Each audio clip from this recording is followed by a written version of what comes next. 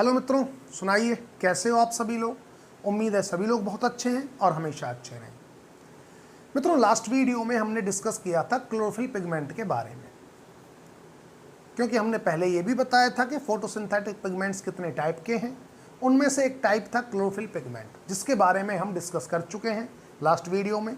अब इस वीडियो में हमें डिस्कस करना है नेक्स्ट पिगमेंट के बारे में, जिसका नाम है कैरोटीनॉइड्स। कैरोटीनॉइड्स मित्रों शील्ड पिगमेंट होता है, जिसका काम होता है प्रोटेक्शन करना।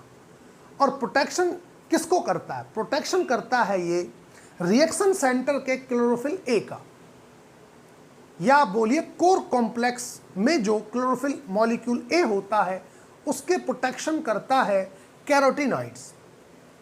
अब बात ये आ जाती है कि क्लोरोफिल ए, जो रिएक्शन सेंटर का क्लोरोफिल ए है, उसकी प्रोटेक्शन की क्या जरूरत है? तो मित्रों उसकी जरूरत इसलिए होती है क्योंकि क्लोरोफिल ए जो होता है रिएक्शन सेंटर का, ये वाला, ये जो लिखा है, इसी का डायग्राम मैंने थोड़ा सा यहाँ पे समझाने की कोशिश की है इस वाले से। ये देखिए, कोर कॉम्प्लेक्स बोलिए या रिएक्शन सेंटर का क्लोरोफिल बोलिए ए, इसकी जो एब्जॉर्बेंस होती है वो होती है 680 to 700 नैनोमीटर की लाइट को एब्जॉर्ब करना। वेवलेंथ ज़्यादा है, एनर्जी कम होगी। तो मैं ये कह सकता हूँ ये क्लोरोफिल ए मॉलिक्यूल ऐसी लाइट को एब्जॉर्ब कर सकता है जिसकी एनर्जी कम हो। ठीक है। अब होता क्या है ना कि जो फोटोसिंथेसिस है वो होती है विजिबल लाइट में, मानते हो? और विजिबल लाइट की जो वेवलेंथ होगी वो वेरी करेगी मित्रों 400 नैनोमीटर से लेकर 700 नैनोमीटर तक। ठीक है। अब देखिए, अब होता क्या है, अगर कैरोटीनॉइड्स ना हो, कैरोटीनॉइड्स ना हो तो क्या होगा? अब कैरोटीनॉइड्स देखिए पार्ट किसका है? कैरोटीनॉइड्स पार्ट है जो रिएक्शन सेंटर क्लोरोफिल ए के बाहर एंटीना कॉम्प्लेक्स बना हुआ है, ये पूरा की पूरा एंटीना कॉम्प्लेक्स कहलाता है, या बोलिए लाइट हार्वेस्टिंग कॉम्प्लेक्स कहलाता है। मैंने यहां पर दिखा रखा है मित्रों, कोर कॉम्प्लेक्स क्लोरोफिल ए, और इसके बाहर होता है लाइट हार्वेस्टिंग कॉम्प्लेक्स, या आप बोल सकते हैं एंटीना कॉम्प्लेक्स। इस लाइट हार्वेस्टिंग कॉम्प्लेक्स के अंदर जिससे बना होता है उसके अंदर भी क्लोरोफिल मॉलिक्यूल्स भी होते हैं और कैरोटीनॉइड्स भी होते हैं। तो उनकी अरेंजमेंट मैंने कुछ इस तरह से दिखा रखी है। ये रिएक्शन सेंटर क्लोरोफिल ए है, इसके बाहर जो होगा, जस्ट बाहर, वो होगा क्लोरोफिल ए। लेकिन एक बात याद रखना, ये जो क्लोरोफिल ए है और ये भी क्लोरोफिल ए है, तो ये क्लोरोफिल ए रिएक्शन सेंटर का क्लोरोफिल ए है, या मैं बोलूं कोर कॉम्प्लेक्स का क्लोरोफिल ए है। और जो ये क्लोरोफिल ए है, ये कोर कॉम्प्लेक्स का क्लोरोफिल ए नहीं है, इसको हम बोलेंगे ये है लाइट हार्वेस्टिंग कॉम्प्लेक्स का क्लोरोफिल ए, या बोलें एंटीना कॉम्प्लेक्स का क्लोरोफिल ए। तो देखिए, एंटीना कॉम्प्लेक्स में क्लोरोफिल ए है, उसके आउटसाइड बी प्रेजेंट है क्लोरोफिल बी, और उसके आउटसाइड प्रेजेंट है कैरोटीनॉइड्स। ठीक है, इस तरह से अरेंजमेंट है। मतलब सबसे बाहर लाइट हार्वेस्टिंग कॉम्प्लेक्स में कैरोटीनॉइड्स, उसके अंदर क्लोरोफिल बी, उसके अंदर क्लोरोफिल ए, कॉम्प्लेक्स कंप्लीट हो जाता है। अब इस ए के अंदर प्रोटेक्ट किया हुआ है रिएक्शन सेंटर क्लोरोफिल ए, जिसका एब्जॉर्बेंस है 680 नैनोमीटर से लेकर 700 नैनोमीटर की लाइट को एब्जॉर्ब करना, मतलब कम एनर्जी की लाइट को एब्जॉर्ब करना। यहां तक तो बात समझ में आती है। अब देखिए प्रोटेक्शन कर कैसे रहा है। मित्रों, ये सन है, सन ने विजिबल लाइट दी। अब विजिबल लाइट की शुरुआत होती है 400 नैनोमीटर से 700 नैनोमीटर। अब देखिए, तो होता क्या है, जो कोर कॉम्प्लेक्स से बाहर लाइट हार्वेस्टिंग कॉम्प्लेक्स होता है, सबसे पहले लाइट उस पर पड़ेगी। इस पर लाइट पड़ी, और जो ये लाइट पड़ी ये मित्रों 400 नैनोमीटर की पड़ी, और 400 नैनोमीटर की जो लाइट पड़ी तो एनर्जी ज़्यादा है। अब क्या होगा, लाइट हार्वेस्टिंग कॉम्प्लेक्स कुछ एनर्जी को निकालेगा एज ए हीट, कुछ एनर्जी को एज ए हीट लॉस कर देगा, और जब एज ए हीट एनर्जी निकल जाएगी, फिर उस लाइट को आगे भेजेगा कोर कॉम्प्लेक्स के क्लोरोफिल ए को, क्योंकि एनर्जी कम हो चुकी है उस लाइट की और वेवलेंथ बढ़ चुकी है। यहाँ पर 400 थी और यहाँ पर आते आते जब कोर कॉम्प्लेक्स ए को आती है तो आते आते मित्रों लाइट की वेवलेंथ हो जाती है 680 to 700 नैनोमीटर। मतलब यहाँ एनर्जी ज़्यादा थी और आते आते कुछ एनर्जी का लॉस हो गया एज ए हीट, और यहाँ तक कम हीट की एनर्जी, कम हीट नहीं बोलेंगे बल्कि ये बोलेंगे कम एनर्जी की लाइट यहाँ तक पहुँची, जिसको chlorophyll A molecule easily absorb कर लेता है, कोई प्रॉब्लम नहीं आई। लेकिन कब नहीं आई? तब नहीं आई जब लाइट हार्वेस्टिंग कॉम्प्लेक्स ने इसकी मदद की। अब खुद सोचिए जरा, अगर मान लीजिए लाइट हार्वेस्टिंग कॉम्प्लेक्स ना हो, for example light harvesting complex नहीं है, अज्यूम कर लेते हैं, तो सन से डायरेक्ट जो रेडिएशन पड़ेगी वो किस पर पड़ेगी? क्लोरोफिल कॉम्प्लेक्स ए पर पड़ेगी, मतलब जो कोर कॉम्प्लेक्स का क्लोरोफिल ए है उस पर पड़ेगी। उस पर पड़ रही है सन की डायरेक्ट लाइट जो 400 नैनोमीटर की है, 400 नैनोमीटर से 700 की है, मतलब 400 नैनोमीटर की लाइट भी पड़ी ना क्लोरोफिल ए पर, ठीक है, जो रिएक्शन सेंटर का है, डायरेक्ट पड़ गई। अब एनर्जी ज़्यादा है तो क्या होगा? ये क्लोरोफिल ए मॉलिक्यूल टूट जाएंगे, और जब ये मॉलिक्यूल रैप्चर हो जाएंगे, ब्रेक डाउन हो जाएंगे, तो क्या होगा मित्रों? तो ये मॉलिक्यूल अगर टूट गए, फोटोसिंथेसिस होगी ही नहीं। क्यों? उसका कारण है जो इस कॉम्प्लेक्स का क्लोरोफिल ए मॉलिक्यूल होता है ना, ये लाइट को एब्जॉर्ब करके अपने इलेक्ट्रॉन को एक्साइट करता है, और जब अपने इलेक्ट्रॉन को एक्साइट करेगा तो वो इलेक्ट्रॉन जाता है फोटोकेमिकल रिएक्शन के अंदर, और जब वो फोटोकेमिकल रिएक्शन के अंदर चला जाएगा वो इलेक्ट्रॉन, तो during transfer of that electron energy release होती है, और एनर्जी बनती है NADPH और ATP ड्यूरिंग लाइट रिएक्शन। और जब ATP और NADPH जो केमिकल एनर्जी बनी बाय यूजिंग रेडिएंट एनर्जी, उस केमिकल एनर्जी को यूज किया जाता है फिर डार्क रिएक्शन में टू रिड्यूस द कार्बन, जिससे कार्बन कार्बन के बीच में बॉन्ड बनाया जा सके और ग्लूकोज मॉलिक्यूल बन जाए। इस तरह से फोटोसिंथेसिस कंप्लीट होती है दो रिएक्शन के अंदर, लाइट रिएक्शन में और डार्क रिएक्शन में। लाइट रिएक्शन ग्रेना में चल रही है, ठीक है ना, डार्क रिएक्शन स्ट्रोमा में चलेगी।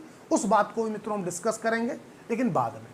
पहले जो हमें समझाना है वो समझिए, ठीक है जी। हमने कहा कि भाई लाइट हार्वेस्टिंग कॉम्प्लेक्स नहीं है, लाइट सन से डायरेक्ट पड़ी क्लोरोफिल ए मॉलिक्यूल पर, क्लोरोफिल ए मॉलिक्यूल टूट जाएगा, रैप्चर हो जाएगा, इलेक्ट्रॉन एक्साइट नहीं कर पाएगा, इलेक्ट्रॉन एक्साइट नहीं करेगा तो फोटोकेमिकल रिएक्शन नहीं चलेगी, फोटोकेमिकल रिएक्शन नहीं चली तो एनर्जी, केमिकल एनर्जी प्रोड्यूस नहीं होगी, और केमिकल एनर्जी प्रोड्यूस नहीं हुई तो मित्रों कार्बन रिड्यूस होगा ही नहीं, और जब कार्बन रिड्यूस नहीं हुआ तो क्या ग्लूकोज बनेगा?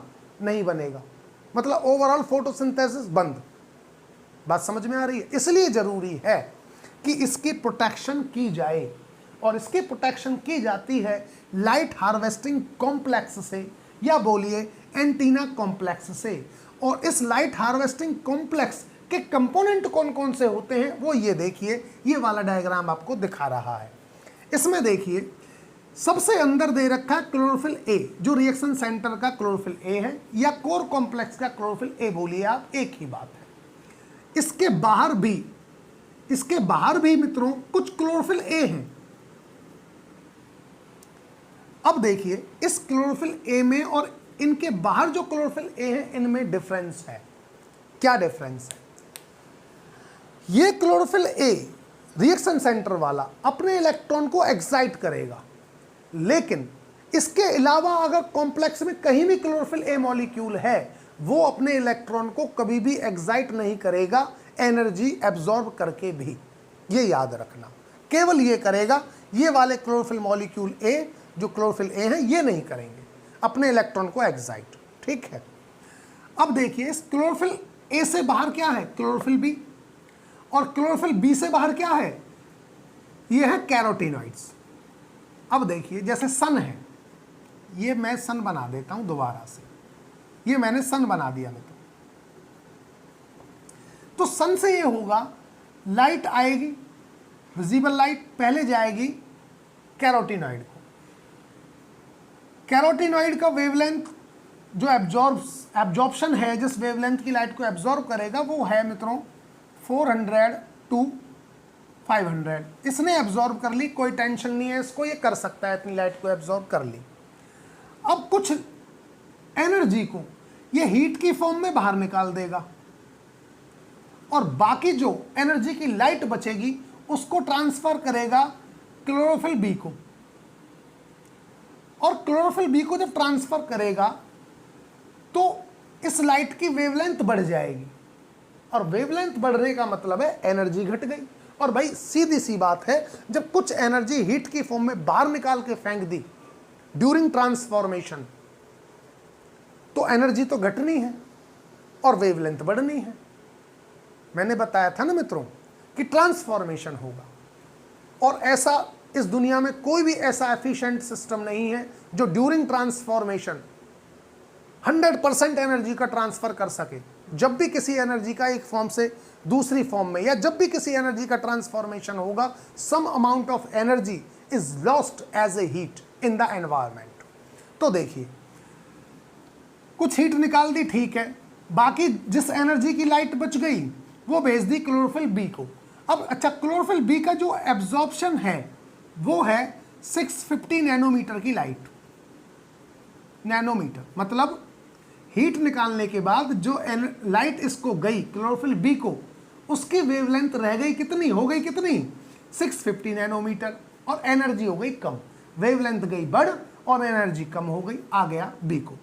अब बी भी क्या करेगा, कुछ एनर्जी को ये भी एज ए हीट बाहर निकाल दी, एनर्जी और कम हो गई। एनर्जी कम हो गई, क्लोरोफिल ए को भेजेगा ये, उस मतलब उस एनर्जी को या उस लाइट को फिर क्लोरोफिल ए को भेज दिया, जिसकी एनर्जी और कम कर दी हीट की फॉर्म में निकाल के, तो वेवलेंथ बढ़ गई। इस वाले क्लोरोफिल ए की वेवलेंथ जो है जिसको एब्जॉर्ब करेगा वो हो जाती है मित्रों 660 नैनोमीटर। अब ये इसको भेजने से पहले ये भी कुछ हीट की फॉर्म में एनर्जी को बाहर निकाल देगा। फिर ये chlorophyll A molecule reaction centre chlorophyll A को एनर्जी का, या मैं बोलूं लाइट का, ट्रांसफर करेंगे। अब यहां पर जो लाइट आई वो तो बहुत कम एनर्जी की आई, क्योंकि देखिए कितनी बार एनर्जी का लॉस हो चुका है। कैरोटीनॉइड से बी को गया तब भी एनर्जी का लॉस हुआ, बी से क्लोरोफिल ए को जब आई लाइट तब भी एनर्जी का लॉस हुआ हीट की फॉर्म में, और क्लोरोफिल ए से जब light reaction centre chlorophyll A को आई तब भी लाइट एनर्जी का लॉस हुआ इन दी फॉर्म ऑफ हीट। तो क्लोरोफिल ए तक आते आते, रिएक्शन सेंटर के क्लोरोफिल ए तक आते आते लाइट की एनर्जी काफी कम हो चुकी है और वेवलेंथ बढ़ चुकी है। अब वेवलेंथ कितनी हो गई, अब वेवलेंथ हो गई उस लाइट की 680 से लेकर 700 nm तक। अब इसको ये एब्जॉर्ब इजीली कर सकता है, अब इसको कोई दिक्कत नहीं है, इसको कोई शिकायत नहीं है, अब इसको कोई खतरा नहीं है, इजीली एब्जॉर्ब कर लेगा। एब्जॉर्ब कर लेगा, अपने इलेक्ट्रॉन को एक्साइट कर देगा। अब वही बात है अजम्पशन वाली, मैंने बोला। अब देखिए, अज्यूम कर लें कि ये एंटीना कॉम्प्लेक्स नहीं है, डायरेक्ट सन से इसको लाइट आ रही है, तो हालत तो खराब हो जानी है भाई इसकी, क्योंकि वो लाइट तो बहुत ज़्यादा एनर्जी की आ रही है, और ये टूट जाएगा, और टूट जाएगा तो क्या इलेक्ट्रॉन एक्साइट नहीं होगा, फोटोकेमिकल रिएक्शन चलेगी, सब कुछ बर्बाद। ये मामला समझ में आया मित्रों आपके? अब देखिए, अब आपसे एग्जामिनर पूछ लेता है कि जो एंटीना कॉम्प्लेक्स है वो किस किस मॉलिक्यूल से बना है। तो देखिए, एंटीना कॉम्प्लेक्स किस चीज से बना है? एंटीना कॉम्प्लेक्स बना है कैरोटीनॉइड्स, क्लोरोफिल बी और क्लोरोफिल ए से। उसमें ये मत बोल देना रिएक्शन सेंटर का क्लोरोफिल ए भी है ना।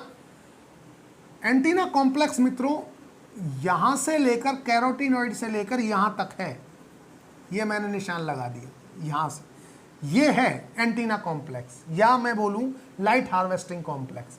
इसके अंदर है रिएक्शन सेंटर का क्लोरोफिल ए, ठीक है। तो अब देखिए, कैरोटीनॉइड्स शील्ड पिगमेंट है कि नहीं है? कैरोटीनॉइड्स इसको प्रोटेक्ट कर रहा है, क्लोरोफिल ए को कर रहा है ना। हाई एनर्जी की लाइट को एब्जॉर्ब करके और यहाँ तक पहुँचवा रहा है लो एनर्जी की लाइट को। इस तरह से ये प्रोटेक्ट करता है। और देखिए एक डायग्राम से मैं और बताता हूँ हुआ क्या था। हुआ ये था, इससे अगर बाय द वे ना समझ में आया हो, हुआ ये था कि कैरोटीनॉइड्स सबसे बाहर थे। कैरोटीनॉइड्स सबसे बाहर थे और इनकी जो एब्जॉर्बेंस है 400 to 500 नैनोमीटर था। ठीक है, सन से लाइट कैरोटीनॉइड्स को आई। कैरोटीनॉइड्स क्या करते हैं, कुछ लाइट का लॉस कर, कुछ एनर्जी का लॉस कर देंगे एज ए हीट, और जब हीट की फॉर्म में एनर्जी बाहर निकल गई और बाकी जो बच गई लॉस करके, उसको भेजते हैं क्लोरोफिल बी को। अब क्लोरोफिल बी का जो एब्जॉर्प्शन है वो है मित्रों 650 नैनोमीटर का। तो यहां तक आते आते तो वेवलेंथ बढ़ गई क्योंकि एनर्जी का लॉस हो गया। ठीक है, क्लोरोफिल बी ने एब्जॉर्ब कर ली। अब क्लोरोफिल बी भी क्या करेगा, कुछ हीट का लॉस कर देगा, एनर्जी का लॉस कर दिया इन दी फॉर्म ऑफ हीट। बाकी बची हुई एनर्जी की लाइट को भेज दिया क्लोरोफिल ए को, जिसका एब्जॉर्प्शन था 650 नैनोमीटर। वैलिड। अब ये क्लोरोफिल ए भी कुछ एनर्जी का लॉस कर देता है इन दी फॉर्म ऑफ हीट, और जो बची कुची होती है उसको भेज देता है, उस लाइट को भेज देगा क्लोरोफिल ए को। और कौन से क्लोरोफिल ए को भेजा है, जो रिएक्शन सेंटर का क्लोरोफिल ए है उसको भेज दिया। अब और इसकी एब्जॉर्प्शन है, जो एब्जॉर्बेंस है जिसको एब्जॉर्ब करेगा वो है 680 to 700 नैनोमीटर। तो देखिए ना कैरोटीनॉइड ने कैसे प्रोटेक्ट किया है रिएक्शन सेंटर के क्लोरोफिल ए को। अब ये हटा दो आप। अगर आपने ये हटा दिया तो सन की डायरेक्ट लाइट आ रही है, और जब सन की डायरेक्ट लाइट आ रही है 400 नैनोमीटर की वेवलेंथ की लाइट पड़ रही है, एनर्जी जबरदस्त, तो होगा क्या, टूट जाएगा क्लोरोफिल ए रिएक्शन सेंटर का और फोटोसिंथेसिस होगी ही नहीं। तो मित्रों इस तरह से कैरोटीनॉइड्स ने प्रोटेक्ट किया क्लोरोफिल ए को, जो रिएक्शन सेंटर का क्लोरोफिल ए था। अब यहां से क्वेश्चन बनते हैं। क्वेश्चन किस फॉर्म में बनेंगे कि जी क्लोरोफिल ए मॉलिक्यूल है, कौन सा क्लोरोफिल ए मॉलिक्यूल अपने इलेक्ट्रॉन को एक्साइट करेगा, कोर कॉम्प्लेक्स का क्लोरोफिल ए या फिर लाइट हार्वेस्टिंग कॉम्प्लेक्स का क्लोरोफिल ए। तो आंसर होना चाहिए आपका कोर कॉम्प्लेक्स का क्लोरोफिल ए मॉलिक्यूल अपने इलेक्ट्रॉन को एक्साइट करेगा आफ्टर एब्जॉर्बिंग लाइट, ना कि अदर क्लोरोफिल ए मॉलिक्यूल्स। ठीक है, ये बात आपको मित्रों अपने माइंड में रखनी है। समझ में आ गया ये। अब मित्रों आ जाते हैं थोड़ा सा कैरोटीनॉइड्स की कुछ अपनी इंफॉर्मेशन के बारे में कि कैरोटीनॉइड्स हैं क्या। ये तो बात समझ में आ गई, प्रोटेक्शन का काम कर रहे हैं, कैसे कर रहे हैं ये तो क्लियर है। कैरोटीनॉइड्स क्या हैं, इनके बारे में थोड़ी सी बातें कर लेते हैं। मित्रों कैरोटीनॉइड्स जो हैं वो अनसैचुरेटेड पॉलीइंस हैं। मैं लिख देता हूं अनसैचुरेटेड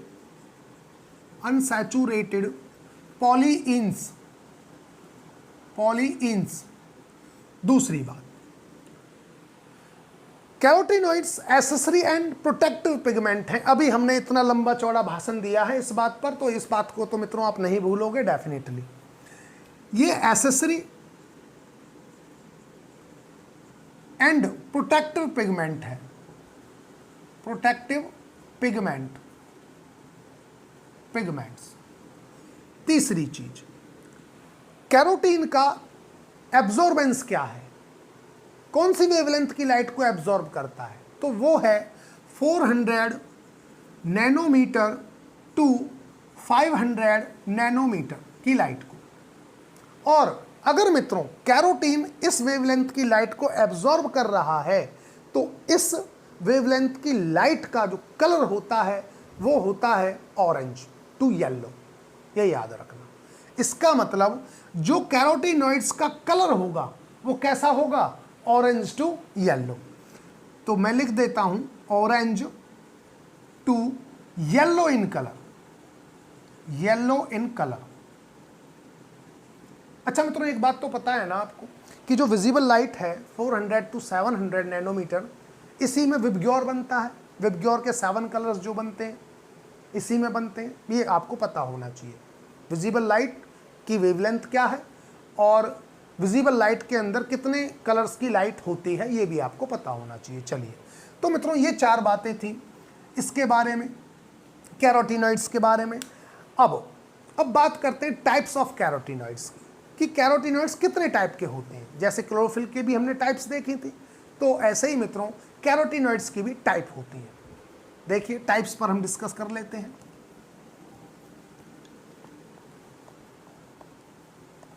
टाइप्स ऑफ कैरोटीनॉइड्स। तो मित्रों कैरोटीनॉइड्स 2 टाइप्स के होते हैं। एक तो होता है कैरोटीन, कैरोटीन्स, और एक होता है ज़ैंथोफिल, ज़ैंथोफिल।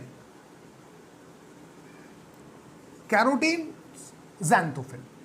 कैरोटीन्स में 2 तरह के कैरोटीन होते हैं। एक तो होता है मित्रों, ए से लिखते हैं इसको ना, क्योंकि 1 2 यहां पर डाल दिया है तो यहां पर ए डाल देते हैं। एक होता है alpha carotene, alpha carotene, carotene. Alpha carotene जो होता है मित्रों, ये लेस कॉमन होता है, लेस कॉमन, और ये जो पाया जाता है ये डायनोफ्लैजलेट्स के अंदर पाया जाता है। डायनोफ्लैजलेट्स, फ्लैजलेट्स के अंदर ये पाया जाता है। ये तो हो गया अल्फा कैरोटीन के बारे में।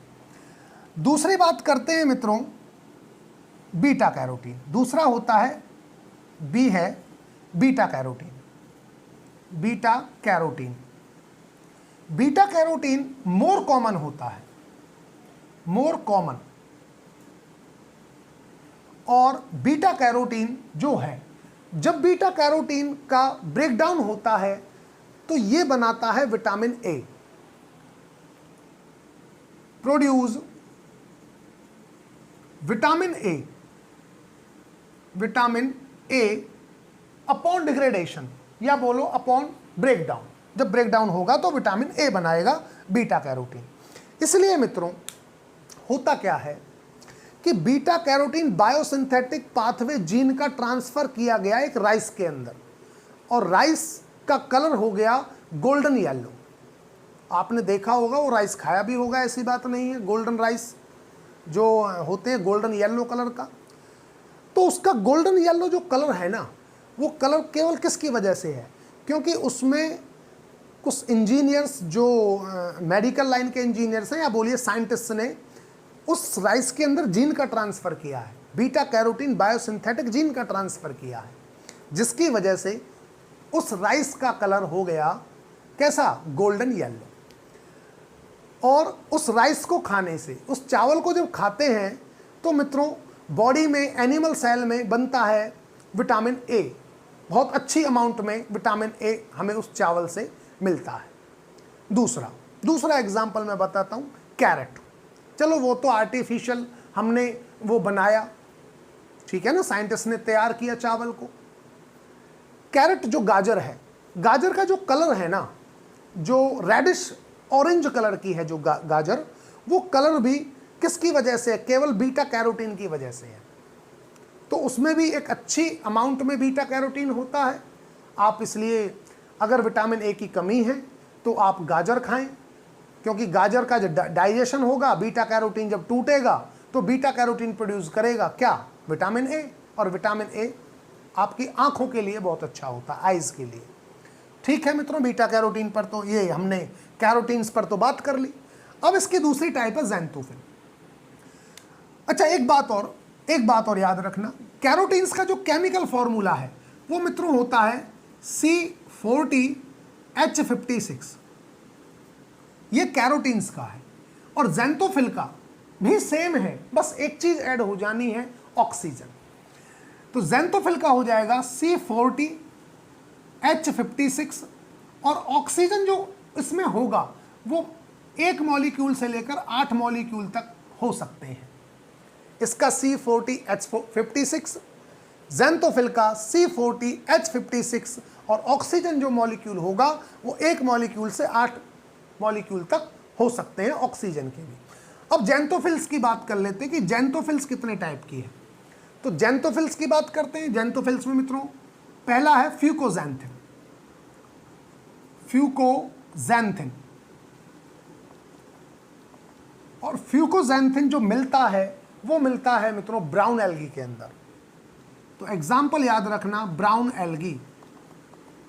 ब्राउन एल्गी एक टाइप है इसकी डायटोज़ैंथिन। डायटोज़ैंथिन, अब मित्रों नाम सही लग रहा होगा डायटोज़ैंथिन, जैसे कि नाम है तो दिमाग में एक चीज आ रही होगी डायटम्स, आ रही है ना। इसलिए मित्रों डायटोज़ैंथिन जो मिलता है वो डायटम्स के अंदर मिलता है। इसका एग्जाम्पल डायटम्स। डायटम्स एक टाइप है इसकी सी, जिसको हम बोलते हैं मिक्सोज़ैंथिन। मिक्सोज़ैंथिन, मिक्सोज़ैंथिन, मिक्सोज़ैंथिन का मित्रों जो एग्जाम्पल है, मिक्सोज़ैंथिन जो होती है एग्जाम्पल इसका हम लेते हैं blue green algae, BGA। BGA के अंदर मिक्सोज़ैंथिन होती है ब्लू ग्रीन एल्गी के अंदर। एक टाइप होती है डी टाइप नहीं, मतलब डी नंबर पड़ गया, A B C, और चौथे टाइप की है मित्रों ज़ियाज़ैंथिन।